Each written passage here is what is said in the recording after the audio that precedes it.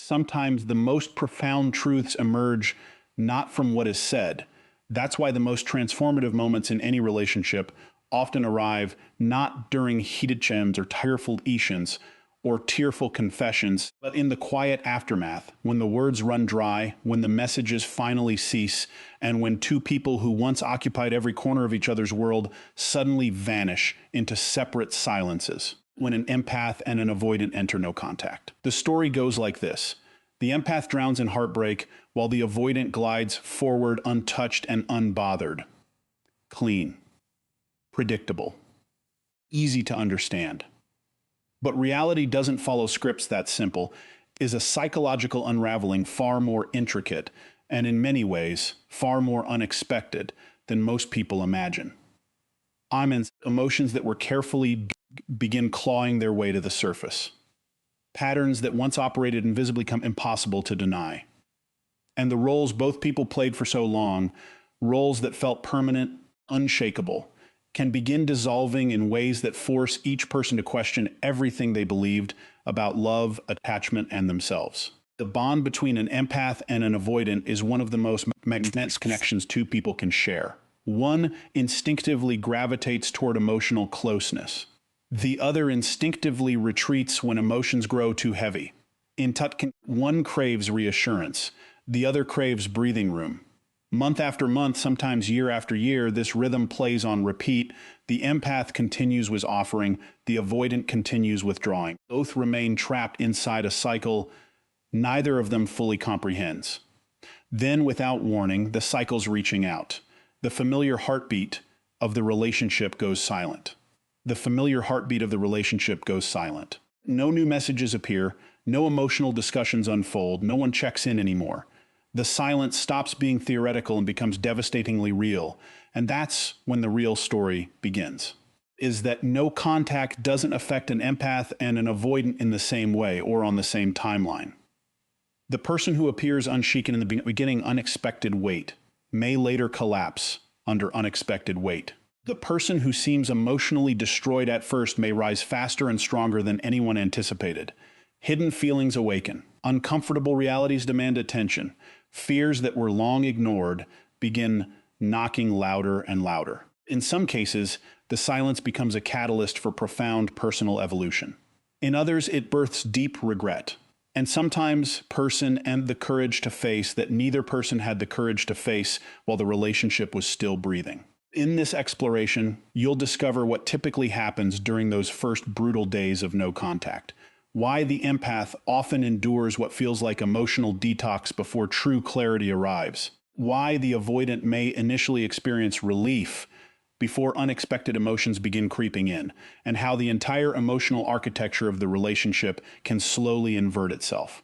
You'll also uncover one of the most widely misunderstood psychological truths is everything, and a hidden internal shift that it determines was what frequently changed to each other, and the single factor eventually find their way back to each other or continue drifting into permanent separation. The nay. The final stages of this process are often the most revel until the end. The last insight may fundamentally alter the way you understand no contact, avoidance, empaths, and the profound meaning hidden inside silence itself. If you're drawn to exploring the depths of human behavior, attachment psychology, relational dynamics, and the truths most people never stop to examine, you've found your community. Welcome. And if this is your first time here, go ahead and subscribe. Join us as we continue mapping the invisible patterns that shape our connections and our inner worlds. The opening phase of no contact is usually where the empath experiences the sharpest pain. While the outside world often fixates on the breakup itself, what remains invisible is the emotional withdrawal happening beneath the skin. An empath doesn't just lose another person.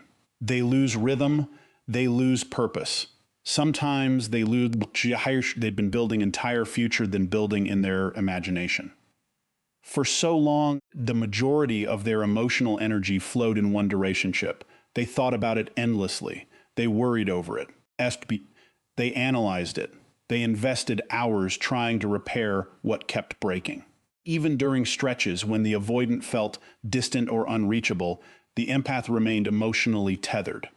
Their mind stayed connected even when the relationship felt unbearable. That's why those first days of silence can feel so vulnerable. Everything arrives at once. The routines vanish, the habits collapse. There are no messages left to decode, no conversations left to replay, no behavioral clues left to interpret. The empath suddenly finds themselves alone with thoughts that have nowhere left to land. They replay entire desperately's word for word. They dissect every argument.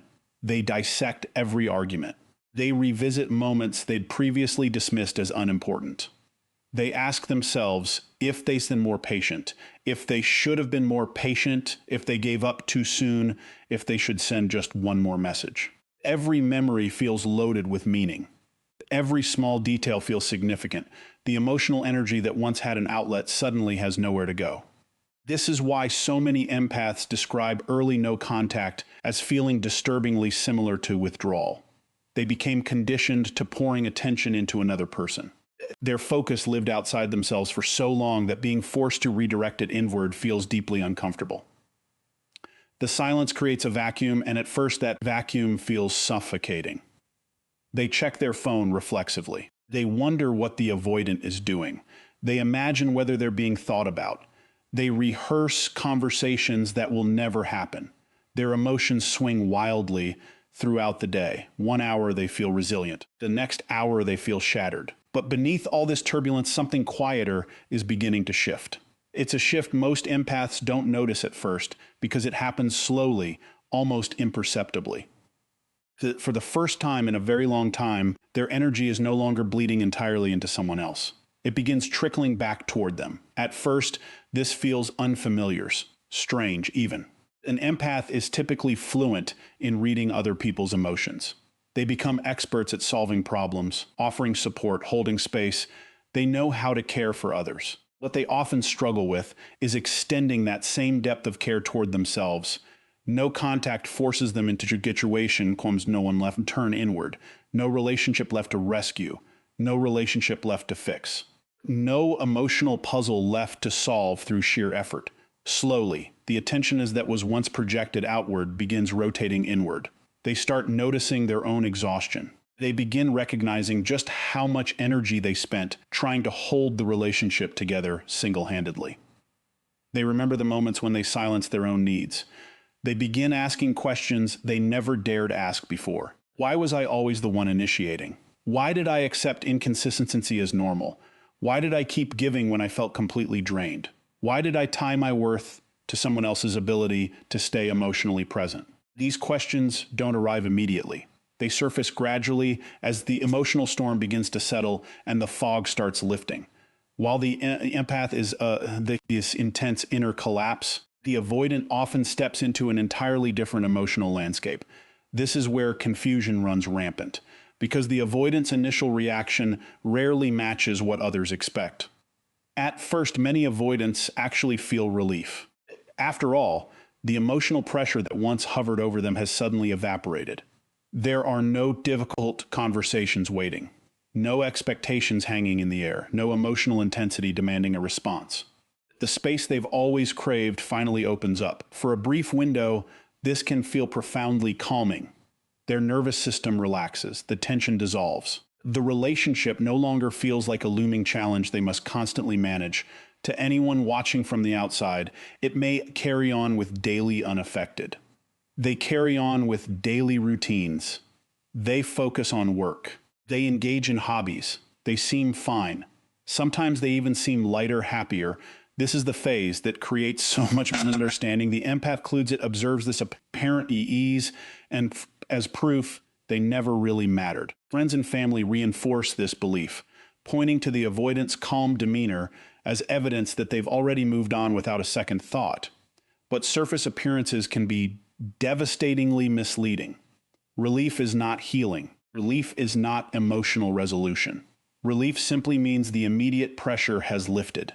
The avoidant may feel lighter because the demands of emotional bond itself has, but that doesn't mean the emotional bond itself has vanished. In most cases, deeper emotions remain quietly submerged. They simply take longer to surface. The reason for this delay lies in the avoidance coping architecture.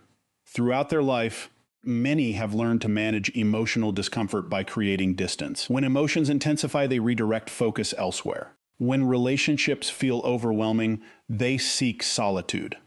This strategy helps them feel safe in the short term. Problem? Emotions don't dissolve simply because attention shifts away from them. Waiting for a moment when distractions lose their effectiveness. During the early days of no contact, during the early days, relief functions as a temporary shield. It creates the illusion that everything is fine, that they've successfully moved forward. But as time stretches on, the landscape begins to shift. The absence starts creating space for something neither person anticipated. Reality, while the empath was still present, the avoidant rarely had to confront the weight of losing them. The connection always felt excessive, even during conflicts, even during periods of distance. There was often an unspoken assumption lingering in the background that the empath would remain available, that they'd reach out again, that they'd keep trying, that the emotional door would stay open. This quiet believes a connection is still changes everything. When someone believes experience is still within reach, they rarely experience its true absence. No contact dismantles that certainty. Days pass without reassurance. The familiar emotional presence dissolves. The avoidant can no longer assume the empath will always return. They can no longer rely on the idea that the relationship remains available whenever they feel ready.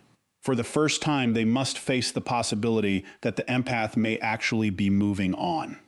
This realization doesn't typically arrive in one dramatic moment. It seeps in slowly through small, quiet cracks. A memory surfaces unexpectedly while driving. A familiar location triggers a thought. A quiet evening creates space for reflection. The emotional distance that once felt comforting begins feeling different, hollow even. This is often where delayed emotions begin emerging. Feelings that were previously hidden become harder to ignore. The avoidant may start remembering specific moments from the relationship, not the tension, not the pressure, but the connection itself, the support, the loyalty. The conversations that brought comfort during difficult times. The simple, steady presence of someone who genuinely cared.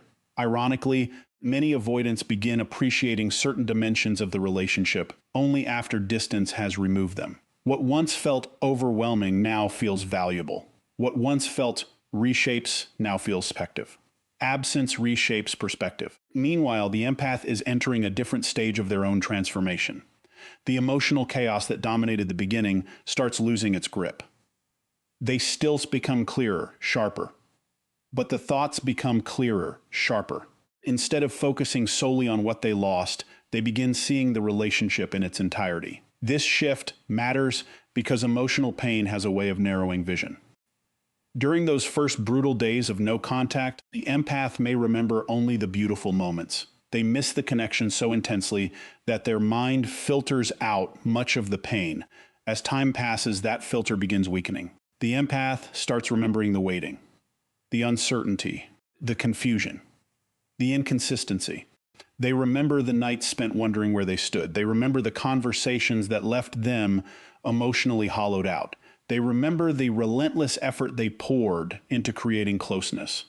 They remember how often they silence feelings to protect the relationship. These memories don't surface to create bitterness. They surface to create clarity. Distant has a unique ability to reveal truth. When someone is deeply enmeshed, emotions distort reality. The relationship becomes larger than life. The person becomes idealized. Flaws are minimized, painful patterns are rationalized. The empath often fixates on potential rather than reality, holding on to who the avoidant could become instead of fully accepting who they are. No contact slowly dismantles this illusion. The avoidant transforms from an emotional symbol back into a real, flawed human being. The empath begins seeing both the beauty and the wounds that were always present. They recognize the moments of genuine connection, but they also acknowledge the moments of deep disappointment. This balanced perspective is one of the most critical stages of healing because it replaces fantasy with truth. As this process continues unfolding, the empath often discovers an unexpected wellspring of strength. The same silence once felt unbearable begins creating emotional liberation. They spend less time checking their phone, less time analyzing every memory. less time searching for hidden meanings in the past. Their focus gradually shifts toward their own life, their own goals.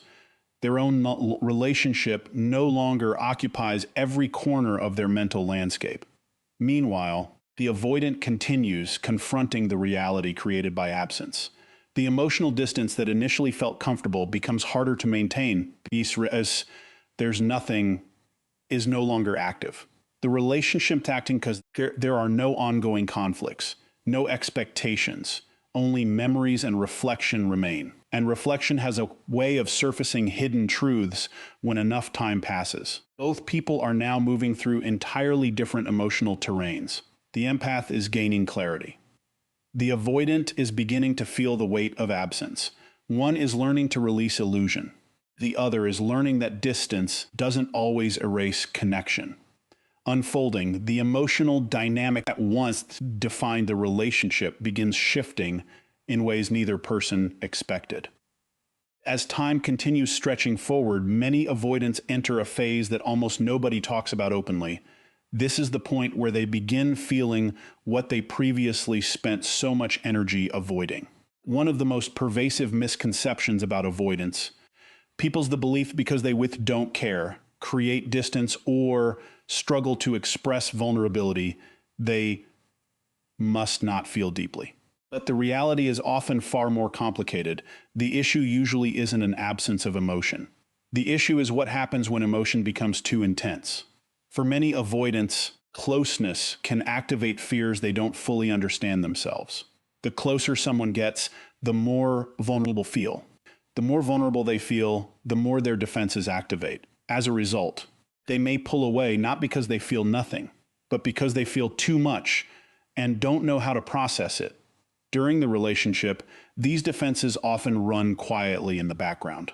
The avoidant may focus on problems instead of connection. They may emphasize independence over intimacy. They may notice flaws more readily than strengths. Their attention naturally gravitates toward anything that helps them maintain emotional distance. This doesn't always happen consciously. In many cases, it's an automatic survival strategy developed over many years. The strange part, once the relationship pressure disappears, these defenses often become less active. The emotional alarm system that once pushed them away has an immediate threat too. There are no expectations waiting, no difficult conversations looming, no emotional demands creating pressure. The relationship is no longer unfolding in real time. And that's when memories start becoming safer to access. The avoidant who once focused on reasons to pull away may now they stayed as long as they did. They may find themselves remembering specific moments without trying. A conversation replays in their mind while driving. A memory surfaces while lying awake at night. A song suddenly reminds them of a moment they'd forgotten. The emotional connection they spent so much energy managing starts appearing from a completely different angle. They remember the comfort, not dramatic, cinematic comfort, but the quiet comfort of knowing someone genuinely cared. They remember the support that was available during difficult moments. They remember having someone who listened, someone who checked in, someone who remained present even during stretches when they struggled to stay emotionally available themselves. They remember the loyalty, the consistency, the effort, the patience. They remember all the small things that felt ordinary while the relationship existed, but now feel profoundly significant in its absence. This stage can be deeply confusing for the avoidant because these emotions often appear later than expected. While the empath was feeling the full impact of separation in the beginning, the avoidant may now be encountering emotions that were significantly delayed. The timeline feels reversed. The empath experienced the deeper shock first.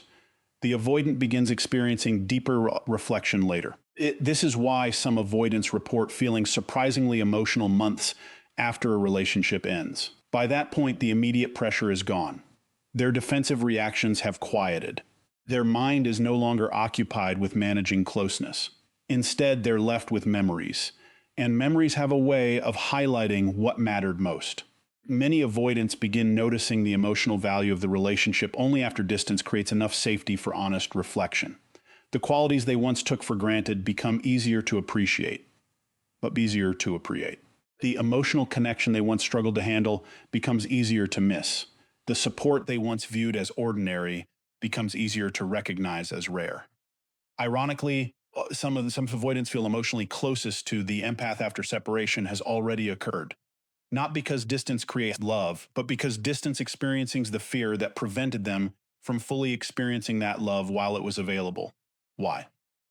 The person who once felt overwhelming now feels comforting. The relationship that once triggered anxiety now feels meaningful. The connection that once created pressure now feels valuable. This doesn't automatically mean they reach out. It doesn't automatically mean they change, but it often means they begin seeing the relationship through an entirely different lens. Meanwhile, something equally transformative is happening on the other side. The empath is no longer chasing. For a long time, the emotional balance of the relationship may have revolved around pursuit. The empath initiated conversations. The empath searched solutions. The empath searched for solutions. The empath carried the majority of the emotional labor. Without even realizing it, both people became conditioned to these roles. The avoidant expected space. The empath expected to pursue. The dynamic became familiar, predictable, painful, yet strangely stable. Then no contact changes everything. The messages, the reaching out stops. The emotional labor stops. The empath no longer attempts to bridge the distance every time it appears. The energy that once flowed toward the avoidant suddenly disappears. At first, this shift may seem subtle. The entire foundation of the old relationship begins crumbling. For perhaps the first time, the avoidant is no longer reacting to pursuit. And for perhaps the first time, the empath is no longer defining their identity through pursuit. Both people are standing in unfamiliar emotional territory. The old pattern can't continue because one side of the power dynamic shifts. This is where people misunderstand what this means. Power isn't about control. It's not about winning. It's not about making someone miss you. The real shift happens because dependency begins changing. For a long time, the empath may have depended on the relationship for emotional certainty. They wanted reassurance. They wanted connection. They wanted answers. The avoidant may have depended on the empath in a completely different way. They depended on the fact that the empath was usually available. They depended on the emotional consistency that remained present even during periods of fixed and that kept itself alive. Now that system is gone. The empath is forced to face life without chasing. Life without chasing.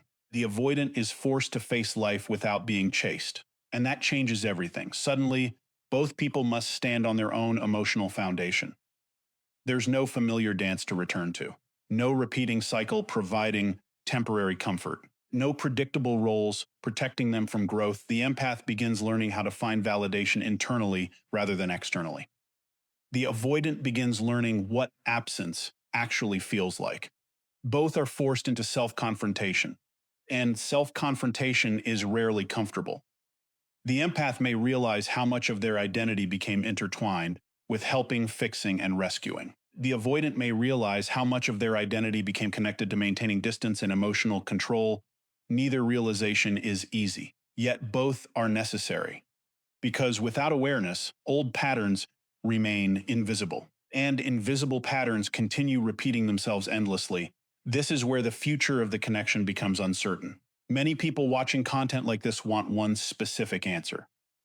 Will the avoidant come back? It's the question that dominates discussions, comment sections, and sleepless nights. People crave certainty. They want predictions, they want guarantees. But that question often distracts from a far more important one. Have either of them actually changed? Because the answer to that question matters infinitely more than whether contact eventually resumes. Consider what happens when two people reunite without genuine growth. The empath returns carrying the same unhealed wounds. The avoidant returns carrying defense and returns. Hope returns, feels exciting at first. For a while, the connection feels powerful. For a while, everything seems different.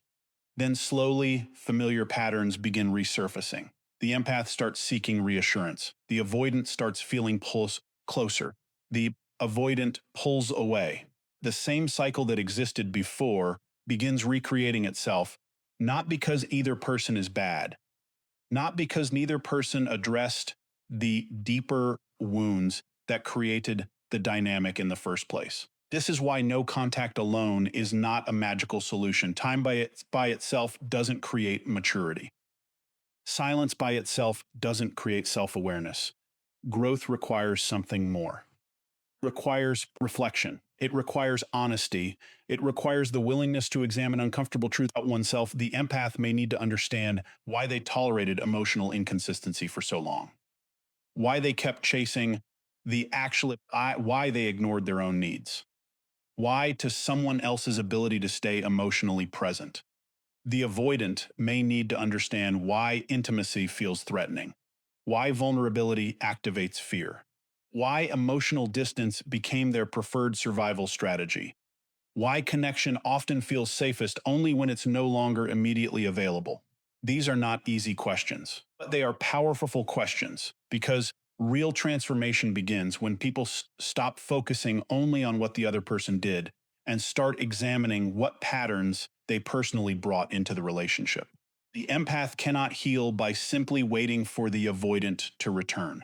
The avoidant cannot grow by simply missing the empath. Both people must confront themselves. Both people must take responsibility for their own emotional evolution. Only then does the possibility of a different future emerge. Whether that future involves permanent civilizating sexuality happens secondary, because the greatest transformation is not what happens between them. It's what happens within them. And as both continue moving through this period of silence, reflection, and emotional discovery, the answers they were searching for in each other slowly begin appearing within themselves about what no contact ultimately reveals. When an empath and an avoidant both enter no contact, the journey rarely unfolds the way most people expect. The empath usually feels the devastation first. The silence feel endless. Meanwhile, loss feels impossible to ignore. The avoidant often feels relief first. The pressure disappears. The distance feels comfortable. The emotional intensity finally seems gone.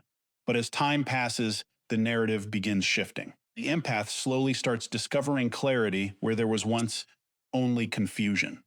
They begin seeing the relationship for what it truly was, not what they hoped it could become. They stop chasing answers externally and start finding them internally. At the same time, the avoidant begins facing something they may have spent years avoiding. Emotion. What once felt freeing starts revealing feelings that can no longer be hidden behind distance. And that's why no contact can be so powerful, not because it guarantees reconciliation, not because it guarantees closure, not because it magically transforms another person. Its real power comes from revealing truth, the truth about the relationship, the truth about the patterns, and most importantly, the truth about ourselves. Because the moment an empath stops chasing and the moment an avoidant can no longer run, both people eventually at the same destination. They come face to face with themselves, their fears, their habits, their wounds, their choices, their growth. And from that point forward, the future depends on one decision. Will they return to old patterns because they feel familiar? Or will they choose even when growth feels uncomfortable? That choice changes everything. Sometimes no contact becomes the end of a relationship. Sometimes it becomes the beginning of a healthier one. And sometimes it becomes the moment a person finally stops searching for answers in someone else and starts finding them within themselves. So before you leave, take a moment and ask yourself this question. If no contact forced you to look honestly at your own patterns, what truth did it reveal about you? Let us know your thoughts in the comments below. We'd genuinely love to hear your experience. If you found value in this exploration and these insights resonated with you, make sure to like this video, subscribe to the channel, and share it with someone who may need to hear this message today. Your support helps us continue creating content about attachment styles, human behavior, relationship psychology, and emotional evolution. Thank you for watching. And remember, sometimes the silence that feels like an ending is actually the beginning of understanding everything more clearly than ever before.